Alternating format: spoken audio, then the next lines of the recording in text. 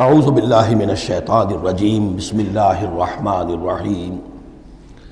سورہ بنی اسرائیل کے تیسرے اور چوتھے رکوع کی 18 آیات میں جیسے کہ میں عرض کر چکا ہوں، حبر الامہ حضرت عبداللہ ابن عباس رضی اللہ تعالی عنہما کے قول کے مطابق تورات کی تعلیمات کا نچوڑ اللہ تعالیٰ نے دے دیا ہے۔ So to say, this is the Quranic version of the 10 commandments of Torah۔ ذہن میں تازہ کر لیجئے، سب سے پہلی ہدایت، مت پوجو کسی کو سوائے اللہ کے، بندگی پرستش صرف اللہ کی۔ دوسری ہدایت، والدین کے ساتھ حسن سلوک، اور اس موضوع پر یہ قرآن مجید کا ذروۂ سنام ہے۔ اگر وہ تمہارے پاس بڑھاپے کی عمر کو پہنچ ہی جائیں تو انہیں اف تک مت کہو، انہیں کبھی جھڑکو نہیں، ان کے سامنے اپنے کندھے جھکا کر رکھو، عاجزی اختیار کرو، تواضع اختیار کرو۔ ہاں یہ کہ اگر کسی وقت کوئی بات ان کی رد کرنی ہی پڑے جبکہ تمہارے دل میں کوئی میل نہ ہو، سرکشی نہ ہو، تو اللہ تعالیٰ جانتا ہے تمہارے دلوں کی حالت کو، اللہ معاف فرمائے گا۔ تیسری ہدایت، رشتہ داروں کے حقوق ادا کرو اور محتاجوں کے اور غرباء کے مسک۔ چوتھی ہدایت، فضول خرچی میں دولت مت اڑاؤ۔ یہ تیسری اور چوتھی باہم مربوط ہے۔ اگر فضول خرچی میں دولت اڑاؤ گے تو ادائے حقوق کے لیے پیسے نہیں آئیں گے، بلکہ انسان مصرف جو ہے اپنی فاضل دولت کا کرے۔ حقوق کا ادا کرنا، اس میں قرابت دار سب سے پہلے ہے، پھر اور جو بھی محتاج ہیں، مسکین ہیں، پھر یہ کہ اللہ کے دین کے لیے خرچ کرنا ہے۔ اس میں پھر مزید ہدایت کہ اگر کسی وقت تمہاری اپنی حالت ایسی نہ ہو کہ کسی کے ساتھ تعاون کر سکو، تب بھی یہ ہے کہ بات نرم کرو، معذرت کرو بڑے اچھے انداز میں۔ اسی سلسلے میں مزید ہدایت کہ ان صدقات اور خیرات کے معاملے میں بھی انتہا پسندی نہیں ہونی چاہیے۔ نہ یہ ہو کہ آدمی بخیل ہو جائے اور ہاتھ اپنی گردن سے باندھ لے کہ کوئی پیسہ نکلے ہی نہ یہ کہ اپنے دونوں ہاتھ کھلے چھوڑ دے تو پھر یہ کہ اسے بعد میں پچھتانا پڑے۔ اسی میں مزید ہدایت، اگر تم اپنے کسی عزیز کا یا کسی اور بیچارے غریب انسان کا چاہتے ہو کہ اس کا حال بدل جائے، اس کی حالت بہتر ہو جائے، اپنی حد تک جو تم کر سکتے ہو ضرور کرو، لیکن یہ نہ سمجھو کہ تم کسی کی حالت بدلنے پر قادر ہو۔ کسی کے رزق کی کشادگی یا تنگی یہ سراسر اللہ کے ہاتھ میں۔ ایک اور ہدایت، زنا کے قریب تک نہ پھٹکنا، یہ بہت ہی بری شے، بے حیائی اور برا راستہ ہے۔ مزید ہدایت، انسانی جان کا احترام، قتل ناحق سے بچنا، اور جو شخص ناحق قتل کر دیا جائے اس کے ورثاء کو ہم اختیار دیتے ہیں، ان کے ہاتھ میں اختیار ہوتا ہے کہ قاتل کو معاف کریں یا قاتل سے جان کے بدلہ جان جو ہے اس کی لیں۔ مزید ہدایت، یتیموں کے مال کے قریب نہ پھٹکنا، لیکن بہت عمدہ طریقے سے ان کی حفاظت کرو، امانت سمجھو اس کو، یہاں تک کہ وہ اپنی بلوغت کو پہنچ جائیں، پھر یہ ہے کہ تم ان کے مال ان کے حوالے کر ہی دو گے۔ عہد کی پابندی کرو، جہاں معاہدہ ہو جائے، وعدہ ہو، اس کو پورا کرو، اور جب ناپ کا دینے لگو تو ناپو بھی پورا، اور تول کر دو تو سیدھی ترازو سے تولو۔ یہی بہتر ہے نتیجے کے اعتبار سے بھی، اسی سے جو بقیت اللہ جو بچ جائے گا تمہارے لیے اس میں برکت ہوگی۔ اور بے ایمانی سے کم ناپ کر کم تول کر کچھ زیادہ اگر تمہیں فوری طور پر حاصل کر بھی لیا تو اس میں برکت نہیں ہوگی، بلکہ اس میں نحوست ہوگی۔ ان تمام چیزوں کے بارے میں فرمایا۔ اب جو اس کے بعد جو ہدایت ہے جو بہت اہمیت کی حامل ہے، وَلَا تَقْفُ مَا لَيْسَ لَكَ بِهِ عِلْمٌ، ایسی چیز کے پیچھے مت پڑو یا مت لگو جس کے لیے تمہارے پاس علم نہیں ہے۔ انسان کا بحیثیت اشرف المخلوقات، اس کا طرز عمل جو ہے وہ علم پر مبنی ہونا چاہیے، توہمات پر نہیں، خام خواہ کے توہمات جن کے لیے کوئی بنیاد نہیں، کوئی دلیل نہیں، ان توہمات کے اوپر انسان اپنی روش کو استوار کرے، یہ اس کے شایع نشان نہیں ہے۔ البتہ اب علم جو ہے وہ دو طرح کے ہیں، یہ ہم سورہ بقرہ کے چوتھے رکوع میں دیکھ آئے ہیں۔ ایک ہے ہیومن نالج، ایکوائرڈ نالج، انسان جو علم حاصل کرتا ہے، اور ایک ہے ریویلڈ نالج جو اسے دیا جاتا ہے۔ وہ وحی کے ذریعے سے آتا ہے، الہام کے ذریعے سے آتا ہے۔ وہ ریویل نالج جو ہے اس کے ریسیپینٹ جو ہے وہ ہیومن سول ہے، اسپرٹ ہے، یہ نہیں ہے، یہ سینسز نہیں ہے، یہ دماغ نہیں ہے۔ وہی چاہے جلی ہو چاہے خفی ہو، الہام ہو، کشف ہو، رؤیا صادقہ ہو، کوئی بھی شے ہو، اس کا تعلق اس حیوانی وجود سے نہیں ہے، اس کا در حقیقت اس روحانی وجود سے ہے جس کا مسکن قلب ہے۔ اب ظاہر بات ہے کہ اس میں بھی جو وہی خفی عام لوگوں کو ہو جاتی ہے، الہام ہو جاتا ہے، کچھ اور ہو جاتا ہے، وہ بھی کوئی دلیل نہیں ہے۔ اس شخص کے لیے تو دلیل ہے وہ، اگر وہ شریعت کے خلاف نہ ہو، لیکن کسی اور کے لیے دلیل نہیں ہے۔ جو ریویل نالج ہے اس میں صرف وحی جلی جو انبیاء کے پاس آئی ہے وہ دلیل ہے، وہ دلیل قاطع ہے، وہ برہان قاطع ہے۔ ان کے پاس جو وحی جلی آئی وہ بھی، اور جو وحی خفی آئی وہ بھی۔ وحی نبوت جو ہے وہ علم ہے، العلم۔ ایک علم تو یہ ہے، اور دوسرا علم وہ ہے جو انسان حاصل کرتا ہے خود۔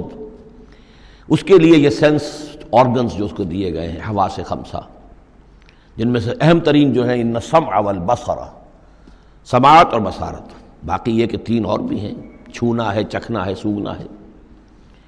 ان سے جو سینس ڈیٹا ملتا ہے پھر وہ یہاں فیڈ ہوتا ہے دماغ میں، برین میں، اور یہ ایک کمپیوٹر ہے جو اسے پروسیس کرتا ہے، اس سے کچھ نتیجے نکالتا ہے۔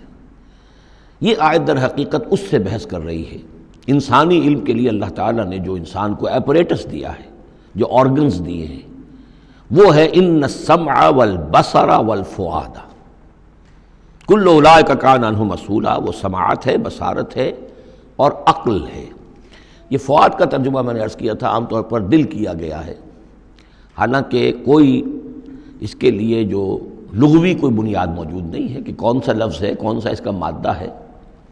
اس کا مادہ وہی ہے جس سے لفظ فائدہ نکلا ہے، اور آپ نے دیکھا ہوگا پرانے زمانے کتابوں میں کچھ لکھا پھر فے لکھ دیتے ہیں، فے فائدہ، یعنی اس بات سے یہ نتیجہ نکلتا ہے، پھر فے یہ نتیجہ نکلتا ہے، تو فائدہ نتیجہ ہے۔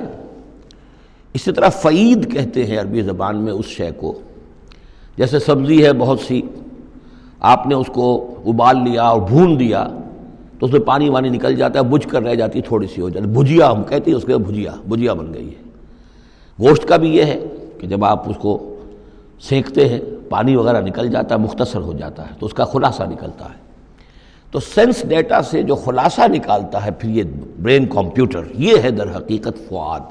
اس سے فائدہ حاصل کرنا، اس سے نتیجہ نکالا، اس سے انفر کرنا، اور اس سے انفر کر کے پھر جو بھی پاسٹ میموری موجود ہے، سٹورڈ ہے اس کے اندر، اس کے ساتھ اس کو پھر وہ کمپیئر کرتا ہے، پھر کوئی نیا نتیجہ نکلتا ہے تو اب سٹور کر لیتا ہے کہ ایک بات اور مجھے معلوم ہو گئی۔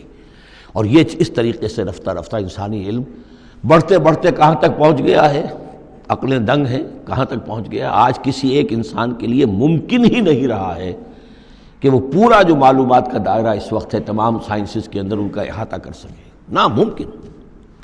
کسی فزسسٹ کے لیے یہ ممکن نہیں ہے کہ صرف فزکس کے دائرے کی تمام معلومات کو وہ اپنے ذہن میں جمع کر سکے۔ اتنا بڑا ایکسپلوژن ہے معلومات کا، وہ سب اسی سے ہے۔ ان السمع والبصر والفؤاد کل اولئک کان عنہ مسئولا۔ ان چیزوں کی مسئولیت ہے، اللہ نے یہ چیزیں تمہیں دی ہیں، اب ان کو تو بند کر کے رکھ چھوڑو، توہمات کے اوپر اپنا بنیاد رکھ لو۔ زلزلہ کیسے آتا ہے؟ ایک گائے ہے، گائے کے دو سینگوں پر یا بیل کے دو سینگوں پر زمین کھڑی ہے، وہ ایک سینگ کے اوپر وہ ٹکا لیتا ہے، پھر جب ذرا وہ تھک جاتا ہے تو وہ بدلتا ہے تو دوسرے سینگ کے اوپر زمین کو لاتا ہے تو زلزلہ آ جاتا ہے۔ اس کے لیے کوئی دلیل یا تو ہونی چاہیے کتاب اللہ اور سنت رسول سے، وہ دلیل ہے، اور یا پھر دلیل ہوگی اس ذریعہ علم سے، جو ہیومن نالج ہے، اس سے جو علم حاصل ہو رہا ہے وہ قطعی ہے، وہ یقینی ہے، وہ ویریفائیبل ہے، وہ ایکسپیریمنٹیشن سے حاصل ہو رہا ہے، آبزرویشن سے حاصل ہو رہا ہے، پھر جو نتائج آپ نکالتے ہیں انہیں ویریفائی کر سکتے ہیں۔ تو یہ ہے اصل میں وہ آیت کہ جو انتہائی اہم ہے۔ قرآن مجید نے نوع انسانی کو اس راستے پر ڈالا ہے کہ توہمات کے تمام ذخیرہ کو رد کر کے اور علم پر اپنے موقف کو قائم کرو۔ اس کو کہا گیا ہے، اس کو جان لیجئے کہ اصل میں اس سے پہلے جو فلسفہ تھا، ارسطو کا فلسفہ، اس کا ڈنکا بج رہا تھا پوری دنیا میں، عالم اسلام میں بھی بہت عرصے تک ارسطو کا یہ ڈنکا بجتا رہا ہے، اب جا کر کہیں بمشکل ان چیزوں کی گرفت ڈھیلی پڑی ہے۔ وہ ہے استخراجی منطق۔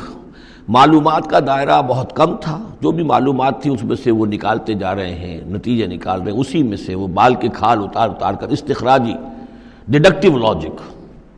قرآن نے آ کر انڈکشن، منطقی استقرائی کا دور شروع کیا. کھول آنکھ، زمین دیکھ، فلک دیکھ، فضا دیکھ، آبزرو کرو. افلا ينظرون الى الابل كيف خلقت والى السماء كيف رفعت والى الجبال كيف نصبت والى الارض كيف سطحت. دیکھو زمین کو، آسمان کو دیکھو. یہ تمام فینومینا آف نیچر اللہ کی نشانیاں، آیات ہیں. یہ تقدس عطا کیا ان کو، یہ اللہ کی آیات ہیں، اللہ کی نشانیاں. اور قوانین طبیعہ اللہ تعالیٰ کے، ٹھیک ہے اس معنی میں تو ہم مانتے ہیں کہ اللہ جب چاہے ان کو توڑ دے، لیکن روز روز تو وہ ٹوٹتے نہیں ہیں. اتنے محکم قوانین ہیں یہ. اگر یہ محکم قوانین نہ ہوتی، سائنس پاسبل ہی نہ ہوتی، ٹیکنالوجی ممکن ہی نہ ہوتی. کبھی کوئی قانون ہو جاتا حرکت کا، کبھی قانون حرکت کا بدل جاتا، تو پھر کیسے کوئی آپ مشین بناتے، کیسے کوئی آپ کوئی آپ کی کوئی ٹیکنالوجی ممکن نہیں تھی.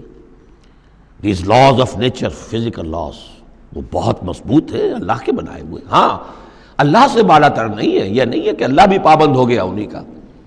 ظاہر بات ہے کہ سمندر ایک ہی دفعہ پھٹا ہے حضرت موسیٰ علیہ السلام کے لیے معجزے کے طور پر. روز روز تو نہیں پھٹتا سمندر.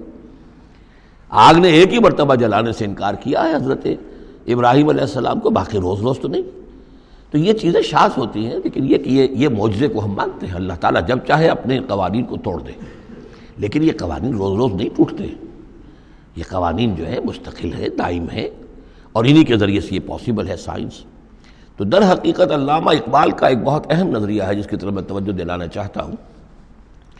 انہوں نے اپنے خطبات میں یہ بات کہی ہے، The inner core of the present Western civilization is Quranic. اس موجودہ مغربی تہذیب کی بھی جو انر کور ہے، اس کا جو خالص اندرونی جو اس کا محور ہے، وہ خالص قرآنی ہے، کیونکہ یہ سائنس پر قائم ہے. اور قرآن نے جو ہے اسی طرف توجہ دلائی ہے. توہمات کو ایک طرف رکھو، یہ سب آکلٹ سائنسز وغیرہ جو ہیں ان سے بھی ہمارے ہاں بڑی سخت جو ہے اسے بیزاری کا اظہار ہے. یہ نجومی بیٹھے ہوئے ہیں، یہ لکیریں دیکھی جا رہی ہے، یہ سائنس آف نمبرز ہے. آکلٹ سائنس قطر نہیں، یہ سائنسز نہیں ہے. کوئی توجہ مت کرو. ولا تقف ما لیس لک بہ علم. اور العلم علمان، علم دو ہی طرح کا ہے. یا پھر وہ صحیح جو اللہ نے جو اپریٹس دیا تھا حضرت آدم علیہ السلام کے اندر ودیت کر دیا تھا، علم الاسماء، اسی کے ذریعے سے ایکسفولیشن ہو رہی ہے اس اپریٹس کے ذریعے سے، اور علم پھیلتا چلا جا رہا ہے. یا وہ علم ہے اور یا پھر وہ علم ہے. فَإِمَّا يَأْتِيَنَّكُم مِّنِّي هُدًى فَمَن تَبِعَ هُدَايَ فَلَا خَوْفٌ عَلَيْهِمْ وَلَا هُمْ يَحْزَنُونَ. یورپ کی تباہی کا سبب یہ ہوا کہ اس نے دوسرے علم سے نگاہیں بند کر لی، وہی کے اپنا سلسلہ توڑ لیا، صرف اس علم کے اوپر رہ گیا. تو یہ گویا کہ دو آنکھوں میں سے اللہ نے جو دی تھی انسان کو، ایک یہ ایکوائرڈ نالج کی آنکھ اور ایک ریویل نالج کی آنکھ. وہ ریویل نالج کی آنکھ بند کر لی، اس سے اس نے دجالیت کی شکل اختیار کر لی ہے. ورنہ خود اپنی جگہ پر یہ ایکوائرڈ نالج، یہ علم الاسماء، یہ اللہ کا عطا کردہ ہے. اس میں فی نفسہ ہی کوئی خرابی نہیں ہے. صرف یہ کہ دوسری طرف سے بے توجہ ہو گئی، اس نے اس کے اندر جو نتیجے کے اعتبار سے خرابی پیدا کر دی. وَلَا تَقْفُ مَا لَيْسَ لَكَ بِهِ عِلْمٌ إِنَّ السَّمْعَ وَالْبَصَرَ وَالْفُؤَادَ كُلُّ أُولَٰئِكَ كَانَ عَنْهُ مَسْئُولًا. صدق اللہ العظیم.